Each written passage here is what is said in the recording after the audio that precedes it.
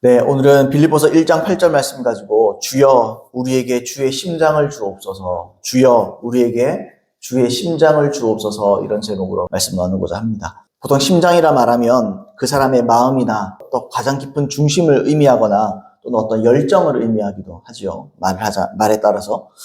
본문의 사도 바울은 어쩔 수 없이 사도 바울이 복음을 전했다가 핍박 때문에 떠나게 됐습니다. 빌립보를. 그리고 어쩔 수 없이 떠나게 된 이 빌립보 교회 성도들, 바울의 복음을 통해서 막 부흥하고 발전하고 이런 일들이 있으니 미안한 마음이 드는 거죠. 내가 돌보지 못했는데 이렇게 하나님의 말씀을 통해서 이들이 신앙생활하는 것이 참 귀하다. 이런 생각을 하면서 이 빌립보 교회 성도들을 순수한 마음과 열정 또 깊은 중심으로 그리워했습니다. 그리고 보고 싶어 했어요. 한번 봤으면 좋겠다. 이런 마음을 생각을 한 거죠. 이 사도 바울의 심장에는 내가 예수 그리스도의 심장으로 이렇게 말을 했다고요. 이게 단순히 사도 바울이 자기 마음으로 보고 싶은 게 아니라 그 내면 안에 계셨던 성령님 또는 예수 그리스도로 말미암아 보고 싶어 했다. 이런 말로 볼 수 있겠습니다. 이처럼 사람의 마음이 아닐 경우가 있습니다. 우리가 가진 마음은 그 이면에 예수님의 마음, 예수님의 심장이 자리 잡고 있을 수 있어요. 사도 바울에 일어난 일이 바로 이런 일입니다. 그는 그 마음 중심에서 예수님의 마음, 예수님의 심장을 품고 있었다. 이렇게 볼 수 있는 거죠. 또 같은 빌립보에서 2장에서 사도 바울이 이렇게 썼습니다. 빌립보서 2장 5절에 너희 안에 이 마음을 품으라. 곧 예수 그리스도의 마음이니. 이걸 바꿔서 말해도 틀리지 않을 것입니다. 너희 안에 이 심장을 품으라. 곧 예수 그리스도의 심장이지. 예수님의 마음, 예수님의 심정, 예수님의 심장, 이걸 품어라. 이런 말이죠. 예수님의 마음, 예수님의 심장을 품어라. 그러면 우리는 왜 예수님의 심장을 품어야 되는가? 왜? 아니, 나도 내 심장 하나 있기도 바쁜데 왜 우리는 예수님의 심장을 품고 살아야 되느냐? 우리가 그것에 대해서 말씀을 좀 나누기를 원합니다. 먼저 우리가 왜 예수님의 심장을 품어야 되는가? 먼저 좀 설명을 해보자면 먼저 하나님의 구원 계획은 하나님의 심장으로부터 나왔습니다. 인류를 향한 하나님의 구원 계획은 하나님의 심장으로부터 나온 거예요. 다시 말하면 하나님의 마음에서 나온 겁니다. 당연하겠죠? 하나님의 심장 안에 있었던 우리를 향한 사랑이 인류 역사를 이끌어와서 예수 그리스도를 이 땅에 보내시고 또 십자가에 죽게 하시고 또 부활하게 하셨고 또 성령님을 이 땅 가운데 보내주신 일까지가 다 진행되었지요. 이게요, 하나님의 단순한 계획으로 된 게 아닙니다. 그분의 마음에서, 그분의 심장에서부터 이게 시작된 거예요. 하나님의 심장 안에서 이 모든 것이 계획되고 실행되었습니다. 우리가 종종 하고 싶지 않은 일을 하고자 하면, 아이고, 마음이 없다, 이런 말을 하죠. 참 하고 싶지 않은 일, 참 마음이 없다. 마음이 없으니까 저 하기 싫지. 이런 말을 하잖아요. 우리에게 순종이 어렵고 또 행동으로 우리의 하나님의 뜻이 내 삶 가운데 이루어지지 않는 이유는 간단하죠. 마음이 없어서 그렇습니다. 마음이 없다. 뜻이 없다. 계획이 없다. 저에게 교회를 위해서 이런저런 일을 하면 좋겠습니다. 전 마음이 없어요. 뜻이 없어요. 계획이 없어요. 거기에 대한 하나님의 심정이 안 왔어요. 마음을 모르겠어요. 그럼 그 계획은 진행될 수 없겠죠. 여러분, 하나님은요, 뭔가를 해야 된다는 의무감에서 어쩔 수 없이 인류를 구원하신 게 아니잖아요. 그렇죠? 하나님은 정말로 심장으로부터 우리를 사랑하신 겁니다. 그 사랑이 결국에는 예수님을 이 땅 가운데 보내시고 십자가에서 죽게 하시고 고난받고 십자가에서 죽으시고 부활하시고 성령을 이 땅 가운데 보내주시는 일까지를 성취하게 하신 거예요. 여러분, 우리는 우리의 힘으로 사랑을 못합니다. 사람은 원래 사랑할 수 없어요. 원래 다 이기적입니다. 물론 그 사랑이죠. 사랑이긴 한데 이기심. 자기를 사랑하고 내 가족을 사랑하고 내 거 사랑하고 내 거 챙기고. 근데 하나님은 그렇지 않죠. 하나님이 하나님 것을 챙겼더라면 하나님의 독생자를 보내주실 리가 만무하겠죠.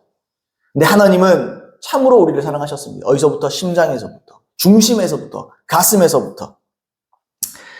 자, 빌립보서 2장의 말씀처럼 예수님의 마음, 예수님의 심장을 우리도 품어야 돼요. 그래서 나를 향한 또 영혼들을 향한 예수님의 지고지순한 사랑이라고 부르잖아요. 그런 사랑, 긍휼함이 우리 안에 충만해져야 됩니다. 왜냐하면 이게 없으면 하나님의 뜻대로 못 살아요. 이게 없으면 하나님의 뜻을 성취할 수 없습니다.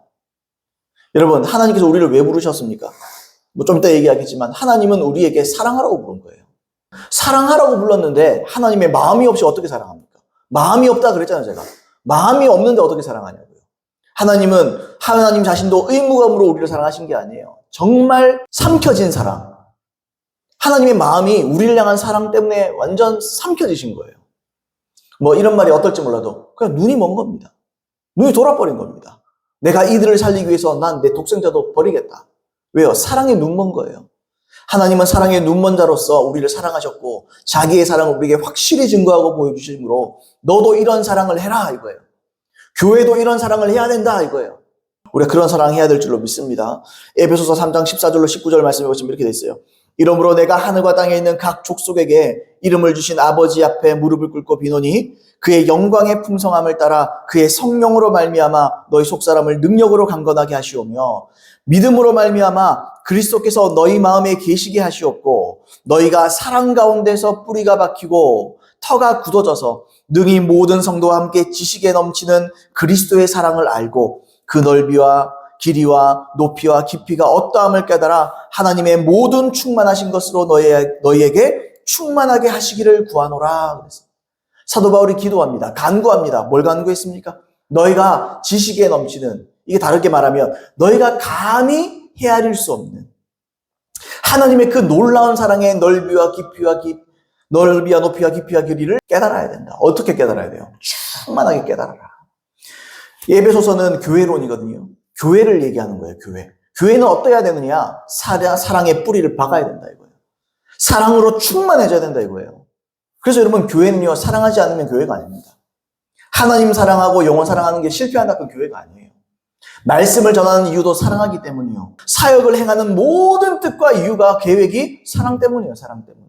근데 그 사랑이 없다면, 그 사랑의 넓이와 높이와 깊이와 길이를 모른다면, 인간적인 사랑으로 사랑한다면 의미가 없는 거예요. 왜요? 우리도 사랑할 수 있어요. 근데 이기적인 사랑에 불과한 거예요.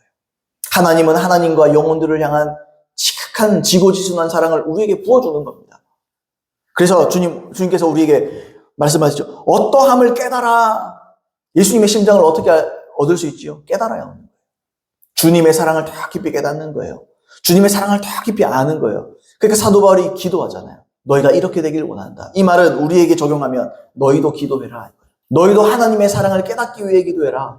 예수님의 심장을 얻기 위해 기도해라. 아멘입니까, 여러분? 그분의 심장으로 너희는 살 수 있다. 그분의 심장으로 교회는 존재하는 것이다. 아멘이십니까, 여러분? 그래서 오늘은 첫 번째로 영혼들을 향한 진정한 사랑과 섬김은 예수님의 심장에서 나온다. 에베소서 우리 아까 3장 읽었는데 에베소 2장 10절도 말합니다. 이렇게 말해요.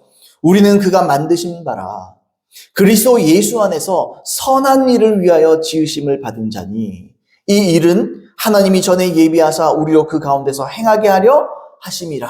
이렇게 말했습니다. 우리를 만드셨어요. 우리를 거듭나게 하셨습니다. 우리는 구원을 위해서 거듭났죠. 근데 그게 전부입니까? 우리가 자꾸 그렇게 생각해요. 나는 구원받으려고. 첫 번째는 맞아요, 그게. 먼저는 맞을 수 있어요. 근데 하나님의 입장에서는 우리를 왜 거듭나게 하셨느냐? 첫 번째 구원을 위해서. 두 번째는요, 예수 안에서 선한 일을 위하여 지으셨다.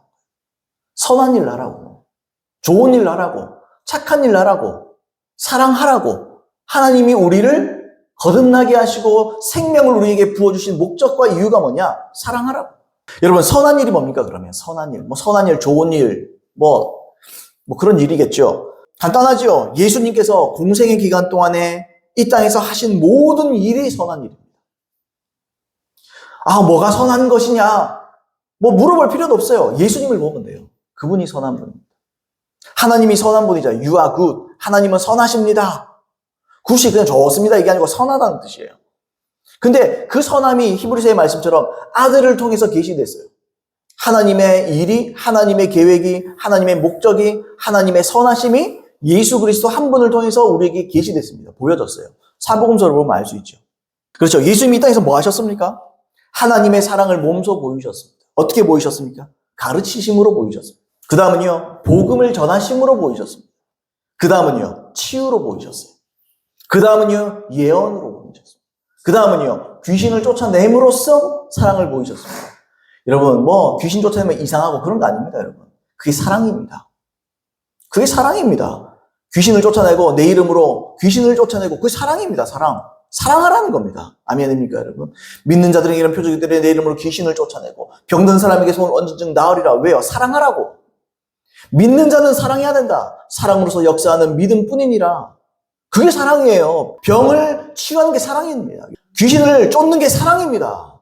설교가 사랑입니다. 복음을 전하고 말씀을 가르치는 게 사랑입니다. 그럼 받아들이면 돼요. 또 우리가 그걸 행하면 되는 거예요. 그리고요, 그 결정체가 뭡니까? 그 결정체가 십자가죠. 십자가. 예수님이 십자가에서 당신의 사랑을 보이셨잖아요. 하나님의 사랑을 보이셨잖아요. 우리가 아직 죄인 되었을 때 예수 그리스도의 죽으심으로 말미암아 자기의 사랑을 확증하셨다. 확실히 증거하셨다. 그렇게 말하죠. 그 다음은요, 부활을 통해서요. 그 다음은요, 성령을 부어주심을 통해서. 예수님은 하나님을 사랑하신 겁니다. 우리 사랑하신 것. 그죠? 이 모든 것을 통해서 영혼들에 대한 하나님의 사랑을 확실하게 보여주시는 거예요. 조지 휘필드 제1차 각성운동에 아주 크게 쓰임받았던 조지 휘필드에게 큰 영향을 미쳤던 헨리스 쿠걸이라는 사람이 있습니다. 이분이 이렇게 썼어요. 성육신 기간 중에 예수님께서 지니셨던 목표들 중 하나는 다른 이들에게서 기대하시는 것을 자신의 삶을 통해 가르치시는 것이었다. 그분의 삶은 다른 이들에게 요구하시는 삶의 완벽한 본보기였다. 참된 선은 오직 그분의 삶을 통해서만 드러났다. 그 맞아요. 공생애 동안에 그분이 하신 모든 일이 하나님의 선하심입니다. 그러니까 교회가 해야 될 일이 뭡니까? 선한 일을 해야지, 교회가. 내가 진실로 전실로 너에게 이르노니 믿는 자는 내가 하는 일을 하고 그보다 더 큰 것도 하리니. 그랬죠. 그 사람들이 그냥 큰 일 생각한다고. 아니요. 선한 일. 선한 일 중에 큰 일 한다는 거예요.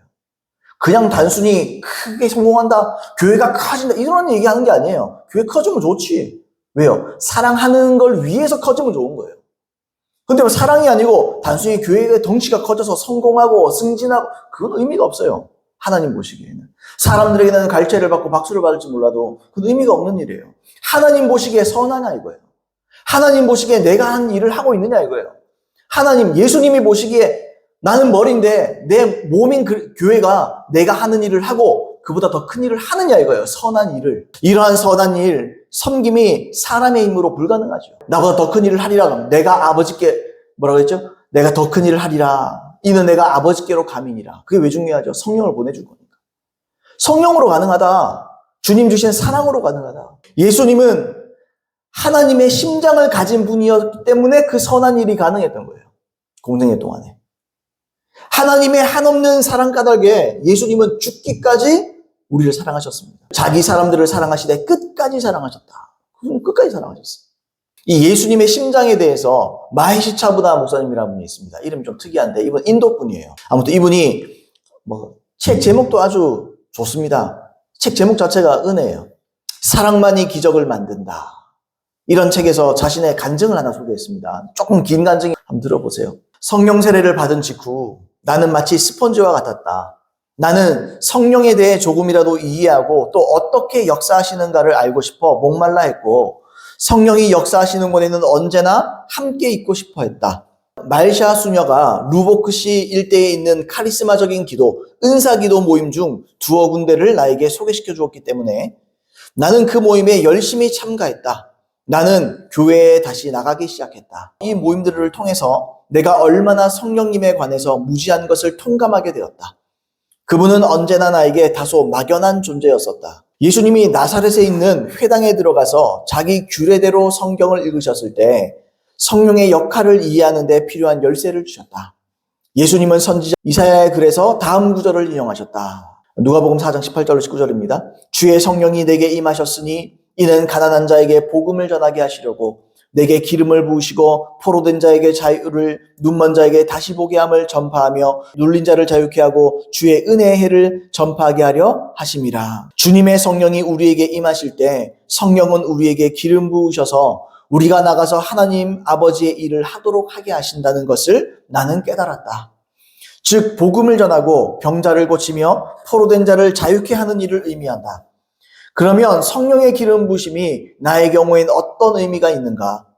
주님께서 나에게 기름 부으셔서 내게 무엇을 원하시는 것일까? 나를 어디로 보내시려는 것일까? 기도 중에 내게 들려주신 응답은 놀랄만한 것이었다. 나는 주님께 계속적으로 주님은 제가 어느 곳에 가기를 원하십니까? 묻고 있었던 것이다. 1972년의 어느 날 아침, 주님은 문자 그대로 나를 잠에서 깨우셔서 내가 정신박야가 루보크 주립학교에서 일해야 한다는 깊은 확신을 주셨다. 이것은 내가 기대했던 것과는 분명히 거리가 멀었다. 그러나 내게 대한 주님의 뜻을 분명히 해주실 것을 구하면 구할수록 이 확신은 더더욱 깊어졌다. 주님은 내게 이렇게 말씀하시는 것 같았다. 나는 아버지가 없는 아이들의 아버지이다.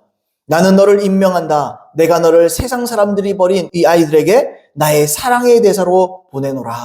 내가 다니던 어떤 기도회 모임에서 만난 한 여성이 이 주립학교에 대해서 일을 하고 있었다. 내가 그녀에게 주님께서 주신 응답의 내용을 말했을 때 그녀는 대단히 흥분하여 즉시 내게 그곳 담당자들과 면담의 기회를 마련해 주었다. 루보크 주립학교는 도심에서 몇 마일 떨어진 곳에 자리 잡고 있었다. 주변 환경은 다소 황량한 편이었는데 학교 또한 그러했다. 학교는 15개의 작고 납작한 콘크리트 벽돌의 건물로 이루어져 있고 철사를 파도 모양으로 엮은 울타리가 높이 쳐져 있었다. 여기저기 몇 그루의 관목과 한두 그루의 묘목이 서 있었다. 이곳에 대한 나의 첫인상은 마치 허술한 감시소에 있는 감옥 같다는 것이었다. 이 학교에 다니는 학생들은 비극의 주인공들이었다. 어떤 아이들은 마약을 복용한 어머니에게서 태어났다. 또 어떤 아이들은 부모의 학대 속에서 자랐다. 많은 아이들이 끔찍한 선천성 기형이었다. 그리고 이곳에 있는 어린이들은 모두 다 심한 정신박약아였다. 나는 아직도 몸이 25세가량 되었으나 정신연령은 1살 이하인 그곳의 소년, 소녀들을 기억하고 있다. 그중 몇몇은 그들의 나이와 크기에도 불구하고 대형 어린이 침대에서 하루 종일 보냈다. 이들은 평생을 여기에서 보낼 것이다. 이곳의 어린이들은 세상 사람들에게 정말 완전히 잊혀진 존재였다. 그들은 주정부의 짐이었다. 대다수의 경우 그들은 부모에 의해 간단히 버려졌다. 생일날이나 크리스마스 때조차도 아무도 찾아와주는 이가 없는 아이들이 수두룩했다. 주님은 내게 성경 말씀을 상기시켜 주셨다. 이사야서 49장 15절 여인이 어찌 그 젖먹는 자식을 잊겠으며 자기 태에서 난 자식을 긍휼히 여기지 않겠느냐. 그들은 혹시 잊을지라도 나는 잊지 아니할 것이다. 면담하던 날 학교 측의 안내로 나는 시설물들을 한 바퀴 둘러보았다. 그리고 부모에 의해 수년간 닭장에 갇혀있던 한 작은 소년을 소개받았다. 확실히 그를 지키는 방법으로는 그 수밖에 없었다. 그는 자신을 닭으로 생각해서 닭처럼 두 팔을 퍼덕이며 꼿꼿해거리며 운동장을 돌아다니곤 했다. 또한 나는 아무도 없을 때 배설물로 벽면을 더럽히는 유령 화가의 작품도 보았다. 각 기숙사 건물에는 정신적 연령과 육체적 기능의 수준에 따라 나누어진 30명 정도의 어린이들이 함께 수용되어 있었다.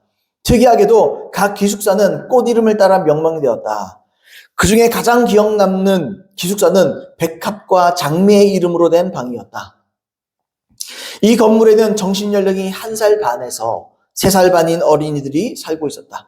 대다수의 어린이들이 대소변을 스스로 가리지 못해 기저귀를 차고 있는 실정이었다. 악취가 코를 찔렀다. 나는 냄새에 예민한 편이었기 때문에 도저히 참을 수가 없어서 건물 밖으로 뛰어나왔다. 그날 밤 그리 영적인 것은 못되지만 내 마음에 있는 그대로 솔직히 기도드렸다. 주님, 당신이 저를 이곳에 보내셨다는 것을 잘 알고 있습니다. 순종합니다. 하오나 주님, 백합과 장미실에는 보내지 말아 주십시오. 저는 그 냄새가 싫습니다. 그곳만 빼놓고는 어디든 가겠습니다. 무슨 일이 일어났는지 아시겠습니까? 그 다음날 조회 때 학교의 교무과장이 내게 말했습니다. 마이 씨, 우리는 당신이 아이들과 함께 있는 모습을 보았어요. 정말 잘 지내더군요. 백합실에서 근무하도록 하세요. 기대가 큽니다. 나는 그저 아이고 맙소사 주님이라고 생각했다. 그리하여 나는 한편으로는 파트타임으로 영문학 박사과정을 계속해 나가면서 그 학교의 보조교사로서 일하기 시작했다. 곧 나에게는 심리학 연구팀과 함께 일하는 임무가 주어졌는데 그 일은 조작적 조건 형성이라고 불리는 것이었다. 이것은 먼저 아이들에게 가르치고 싶은 일을 정하여 이것을 여러 단계로 세분한다. 그리고 나서 아이들에게 한 번에 한 단계씩 가르치는 것이다. 아이들이 잘할 경우 그 보상으로 크게 칭찬해 주어 격려한다. 이런 식으로 수개월에 걸쳐 우리는 아이들의 셔츠와 속옷을 입는 법과 또는 화장실에 가는 법 등을 가르친다. 그런 것이 나의 일상적인 일이었다. 그러나 영적인 면에서는 완전히 다른 일을 하고 있었다. 나는 이 주립학교가 내 개인을 위한 영적 학교임을 깨닫게 되었다. 이곳은 앞으로의 사역을 준비하기 위한 나의 훈련 장소였으며 성서대학이자 신학교였다. 주님은 내게 이 아이들을 사랑할 수 있도록 넘쳐 흐르는 사랑을 부어주셨다. 이것은 설명하기는 곤란했다. 마치 주님께서 당신의 심장의 일부를 떼어내어 내게 보여주시는 것 같았다. 나는 그 아이들이 마치 내 자식들인 양 사랑했다. 얼마 있지 않아 그 냄새조차 더 이상 나를 괴롭히지 못했다. 나는 백합실에서 자기 스스로 걸어 다닐 수 있는 아이들을 위해 보통 9시간을 근무했다. 근무가 끝나면 걸을 수 없는 아이들이 있는 곳으로 가서 아이들과 함께 있곤 했다. 그 정도로 그들을 향한 내 사랑은 뜨거웠다. 그들이 침대에서 한평생을 보낼 것을 생각하면 가슴이 찢어지는 듯했다. 나는 하나님도 역시 그들을 사랑하시고 그 사랑은 나를 통하여 나타내 보이시기를 원하심을 알았다. 나는 그들을 위해 무엇을 해야 할지, 심지어 어떻게 기도해야 할지도 몰랐다. 나는 그저 그들을 끌어안고 마음속으로 조용히 기도드리곤 했다. 나는 종종 한 아이를 안고 흔들려 의자에 몇 시간씩 앉아서 방언으로 찬양하고 방언으로 기도했다. 로라라는 한 소녀가 특히 내 마음을 움직였다. 어머니가 임신 중에 마약을 복용했기 때문에 그녀는 날 때부터 장님이었고, 못 보는 겁니다. 앞이 안 보입니다. 심한 정신박약아였다. 근무가 끝나면 걸을 수 없는 아이들이 있는 방을 번갈아가며 돌아보곤 했으나 점점 시간이 지나감에 따라 나는 이 로라에게 마음이 끌렸다. 그녀는 내게 너무나도 소중한 존재였다.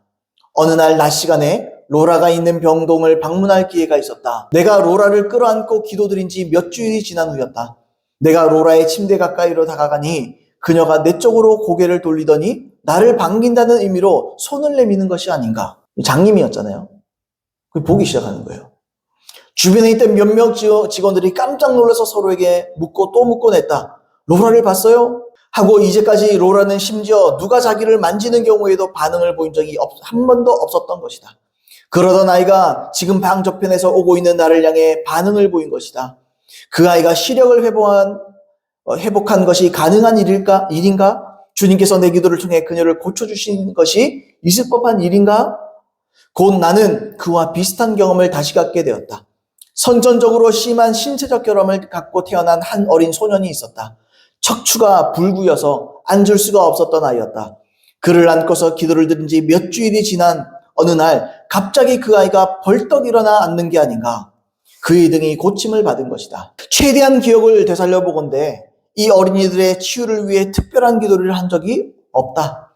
나는 그저 어머니를 위해 기도드릴 때와 똑같이 기도했을 뿐이다. 전에 어머니가 아파서 죽을 병이었는데 유창하지 않지만 그냥 진실하게 기도했더니 어머니가 죽을 병에서 나았어요. 이걸 체험을 했었어요. 그래서 유창하지 않지만 간단한 기도를 했다. 이런 뜻입니다. 왜냐하면 주님께서 그렇게 하라고 말씀하시는 것 같았기 때문이다. 그 이후에는 치유를 위한 기도는 어떻게 드려야 하는지 별반 아는 바가 없었다. 아이들과 함께 있을 때 그냥 끌어안고 그들이 나를 통해서 주님의 사랑을 체험할 수 있도록 해달라고 기도드렸다. 그들이 고침을 받았을 때 나 역시 놀란 사람들 중에 하나였다. 나는 이 영적인 훈련장에서 많은 것을 배웠다. 제일 처음 만났던 말자 수녀를 통해 나는 주님이 기독교 배경을 가진 모든 남성과 여성을 세워 일하신다는 것을 이미 알고 있었다. 내 경우를 보라. 힌두교도였던 소년이 침례교 선교사에 의해 기독교로 개종해서 로마 카톨릭의 수녀로부터 영적인 문제에 대한 가르침을 받았다. 그때 이후 나는 어떠한 교회도 편견 없이 다 받아들일 뿐만 아니라 그들 중에 어느 누구에게서도 주님에 관해 배울 것이 있으면 주저하지 않았다. 이제 나는 하나님의 권능이 하나님의 사랑 속에 나타나 있음을 알게 되었다. 여러분, 치유나 하나님의 역사는요, 어떤 시스템이 아니에요. 어떤 원리에 의해 작동하죠. 원리가 있는데 그 원리는요, 무엇보다 사랑입니다. 내가 사랑해야 치유되는 거예요. 주님이 나를 주리박교에 보내셨을 때 너를 나의 권능의 대사로 또는 기적의 대사로 파견하겠노라 라고 말씀하신 것이 아니라 나의 사랑의 대사로 보내겠노라 하셨던 것이었다. 나는 자신을 그렇게 이해했고 어린이들을 향한 기도도 그런 식으로 했다. 즉 주님께서는 당신의 사랑을 실제로 그들에게 나타내 보이시기를 원했던 것이다. 치료는 거의 그 사랑의 부산물이었다. 치유는 부산물이다. 뭐에? 사랑에 대한 부산물이다. 사랑하니까 되더라 이거예요. 사랑하니까 돼. 나는 단지 사랑만 기적을 일으킬 수 있음을 배우게 되었다. 나는 또 오랫동안 내게 중요한 의미를 가져다준 한 가지 문제에 관한 해답도 얻었다. 그것은 인간의 비극이나 고통을 직면했을 때 결코 왜? 라고 주님께 묻지 않는 것이었다. 나는 가끔 심한 정신적, 육체적 결함을 가진 8살 아이를 안고 흔들 의자에 앉아 있을 때 주님께 따지고 싶은 유혹을 느꼈다. 어떻게 이런 상태로 내버려 두십니까? 도대체 하나님은 무엇 하시는 분이십니까? 나는 이런 종류의 생각은 인간적인 사고방식에서 흘러나온 것이지 하나님께 대한 진정한 지식에서부터 비롯된 것이 아님을 알게 되었다. 주님 뭐 하십니까? 그럼 주님이 우리한테 그러는 너 뭐 하는데? 내가 너를 선한 일을 위해서 거듭나게 했고 사랑을 부어줬더니 뭐 하는데? 하나님은 그런 사람들 돌보기를 원해요. 누굴 통해서? 여러분들을 통해서. 누굴 통해서요? 교회를 통해서. 하나님 왜 이 사람들을 고치지 않습니까? 왜 사랑해주고 고쳐주지 않습니까? 네가 사랑해라 이거야. 우리 보고 사랑하라. 내가 이 일을 너희들에게 맡겼는데 왜 나에게 말하느냐? 너희가 사랑으로 그들을 사랑해주고 안아주면 내가 치유할 수 있다. 자, 계속 읽겠습니다. 마치 하나님을 내 표준에 맞추어 볼 때 무엇인가 모자라는 분인 양 하나님을 향해 주먹질하고 발을 동동 굴리는 내가 누구란 말인가? 나는 그분의 대사일 뿐이지 그 반대 입장은 아니다. 그분을 판단하는 일은 나로서는 월권행위다.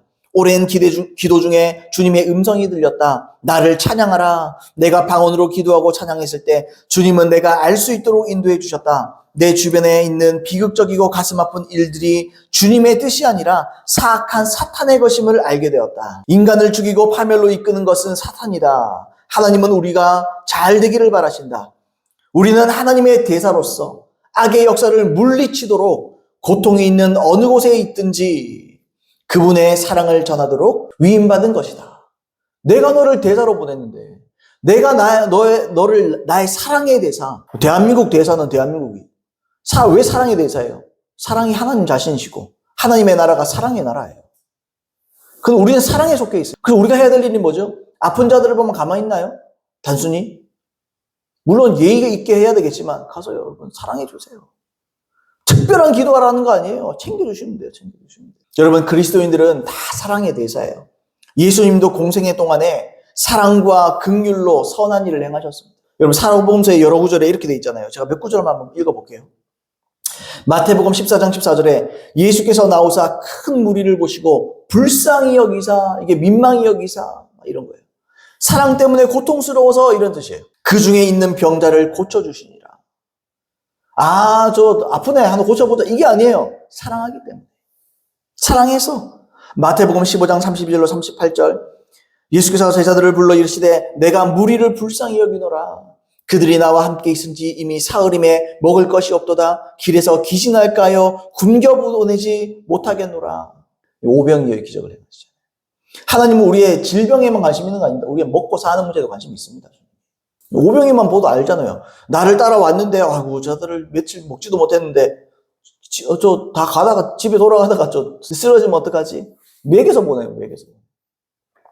마태복음 20장 34절 예수께서 불쌍히 여기사 그들의 눈을 만지시니 곧 보게 되어 그들이 예수를 따르니라. 그들이 불쌍히 여겼다 이거예요. 그들에게 사랑했다. 하나님의 사랑이 느껴지고 주님의 심장으로 그들을 보니 그분이 안 돼 보이고 딱해 보이는 거예요. 우리는 딱해 보이면 하고 난 능력도 없는 딱해 내가 뭐 해줄 수 있노? 저렇게 아픈 사람 내가 뭐 해줄 수 있노? 해줄 수 있어요. 그리스도인들은. 가서 끌어안아 주세요. 가서 좋은 말 해주세요. 가서 기도해 주세요. 이게 교회가 해야 될 일이에요. 교회가 연탄 좀 나누고, 무슨 성금, 그것도 할 수 있어요. 해야 돼요. 근데요, 단순히 그게 아니에요.